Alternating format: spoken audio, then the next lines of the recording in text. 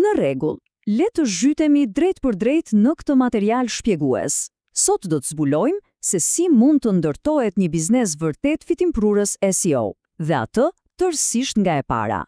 Tani, kjo nuk është thjesht, e dini, një listë e thatë me koncepte teknike. As pak, është një plan taktik, mjaft praktik, për të zgjidhur një problem vërtet masiv me të cilin përballen bizneset lokale çdo ditë.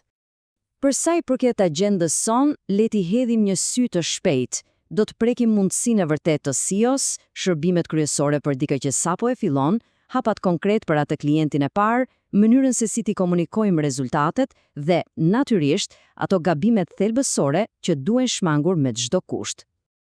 Le të fillojmë menjëherë me seksionin e parë, mundësia e vërteta e SEO-s. Ja ku qëndron thelbi i problemit, dhe është vërtet një tragjedi moderne biznesi. Le të përfytyrojmë një restorant fantastik, ose ndoshta një klinik dentare me një shërbim të jashtëzakonshëm dhe një lokacion perfekt. Tingëllon shkëlqyeshëm apo jo, por ka një ngërç. Ata kanë absolutisht zero dukshmëri online. Është fjalë për fjalë sikur të kesh një dyqan të mrekullueshëm, por me dritat e fikura. Këto biznese po humbasin klient çdo ditë, thjesht sepse nuk ekzistojnë në Google ku njerëzit kërkojnë saktësisht për ato që ata ofrojnë. Dhe pikërisht këtu hyn në sken SEO, apo optimizimi për motorët e kërkimit. Tani, të jemi të qartë, SEO nuk është në një lloj butoni magjik. Është procesi i bërjes së një biznesi të dukshëm fiks në momentin kur kërkohet për të. Është aftësia për të kapur atë që quhet synimi i blerësit. Imagjinoni ta pozicionosh biznesin aty, tamam kur blerësi ka portofolin e hapur dhe thjesht po pret për një zgjidhje. Në ekonominë tonë digjitale, ndërtimi i kësaj ure lidhëse mes kërkimit dhe blerjes, është një aftësi me vlerë të jashtëzakonshme.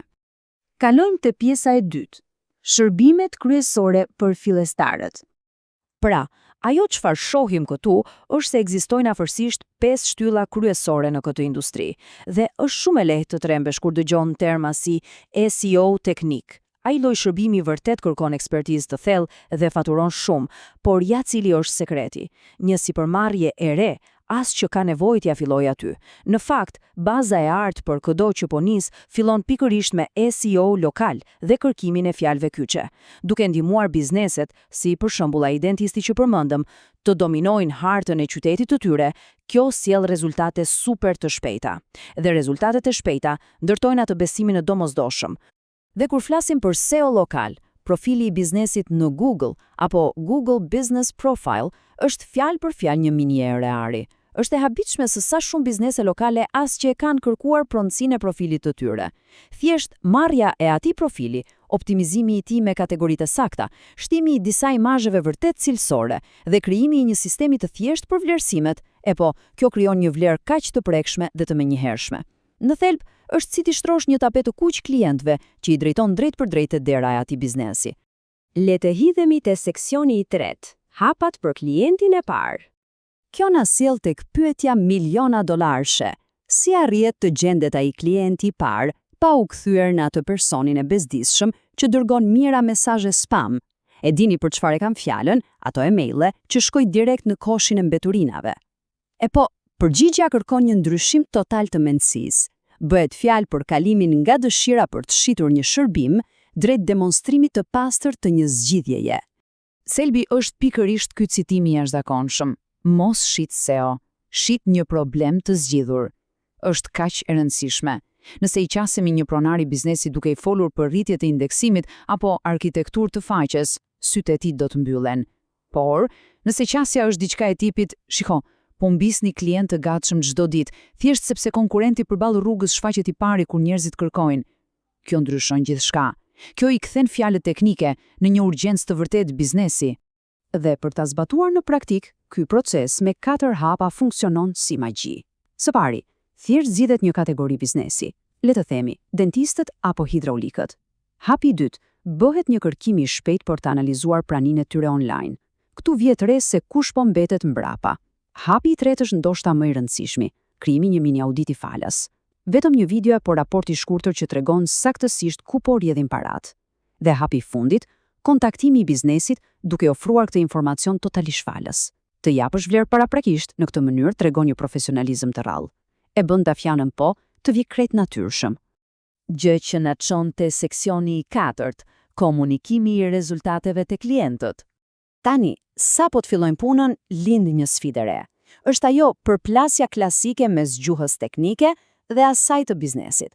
Një ekspert i SEO-s i ka syt gjithë ditën te terma si click-through rate apo indexing, por letimi të sinqert, klientit nuk i bëhet vonë për këto. Ati intereson vetëm a ka më shumë njerëz që hynë në dyqan. Kështu që arti i vërtet këtu është përkthimi. Nuk thuhet kurrë ne përmirësuam crawling me 20%. Në vend të kësaj thuhet, shiko, këtë muaj patëm 20% më shumë njerëz nga lagja juaj që kërkuan udhëzime në hartë për të ardhur te ju. Kjo është gjuha që ata vërtet kuptojnë. Por, natyrisht, kjo kërkon prova. Të bësh SEO pa pasur matje të sakta është pak a shumë si të gjuash në errësirë me paratë e dikujt tjetër. Është fatale. Përdorimi i mjeteve të tilla si Google Search Console ose Analytics është absolutisht i panegociueshëm. Pse? Sepse na duhen numra të ftohtë, të pakundërshtueshëm për të provuar qartë vlerën që po sjellim çdo muaj. Është fiks kjo lloj transparence që i bën klientët të qëndrojnë me ne për vite të tëra. Dhe kështu arrim në seksionin e fundit, të pesten. Gabimet që duhen shmangur. Për çdo që kërkon të ndërtojë një agjenci serioze, ka disa kurthe shumë të rrezikshme që mund ta shkatrojnë atë pa filluar mirë. Së pari, dhe kjo është klasike, premtimi i atij vendit të famshëm numër 1 në Google. Ky është një premtim totalisht amator, fundja askush nuk e kontrollon Google-in. Së dyti, përdorimi i taktikave spam apo atyre që quhen black hat, mund të japin një iluzion suksesi për një javë, por më pas, algoritmi fshin nga faqja e dheut. Bizneset serioze kërkojnë zgjidhje afatgjata, dhe kjo do të thotë fokusim te përvoja e përdoruesit dhe ndërtimi i një autoriteti real, jo te ca trukime të lira teknike. Tani, bukuria e vërtetë e këtij modeli biznesi. Fakti se si shkallëzohet. Gjithçka fillon në fazën e parë, ndoshta me klientë vegjël lokal, duke ofruar optimizime bazike. Më pas, pasi krijohet besimi nga muaji 6 e tutje, kjo kthehet në një marrëdhënie me kontrata mujore, të ardhura fiks, të parashikueshme. Dhe sapo vendoset ky ritëm, horizonti hapet krejtësisht. Mund të fillojë procesi i rritjes për të bërë një agjenci e plot, apo madje kalimi drejt tregjeve ndërkombëtare. Është padyshim një maraton, jo një sprint. Për ta përmbyllur, ja vlen të mendojmë pak për këtë. Në botën ku jetojmë sot, nëse një biznes nuk del online kur dikush po kërkon me kartën e kreditit në dorë, a ekziston ai vërtet? Pothuajse jo. Kërkesa për t'u gjetur në Google është masive, sepse mbijetesa atyre bizneseve varet direkt nga ajo. Pra, për të gjithë ata që janë të gatshëm të mësojnë dhe ta zbatojnë këtë metodë hap pas hapi, mbetet vetëm një pyetje në ajër: kush do të jetë personi që do t'i marrë këto biznese të padukshme dhe do t'i nxjerrë në dritë? Ndoshta, përgjigjja asaj pyetje është vetë e ardhmja e tregtisë digjitale.